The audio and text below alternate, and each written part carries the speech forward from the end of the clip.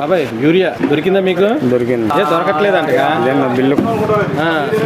Bill రాపించుకొని ఇచ్చారు bill. ఎన్ని బస్తాలు ఇచ్చారు? 2 ఎన్ని ఎకరాలకి? 2 ఎకరాలన్నరకి.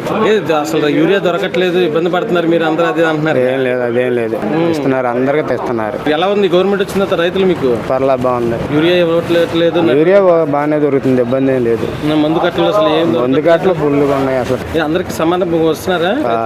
ఇస్తున్నారు. బ్లాక్ లో అమ్మేసుకుంటున్నారు, అది ఇది అని అదేం లేదు, అసలు అదేం లేదు. పక్కకి దారి మళ్ళీ ఇస్తున్నారు యూరియా కట్టలు అది ఇది అంటున్నారు. అట్లాంటివి ఏం లేదు. యూరియా దొరికిందా? దొరికినాయి. ఇవాళ వచ్చాను, ఇచ్చారు 4.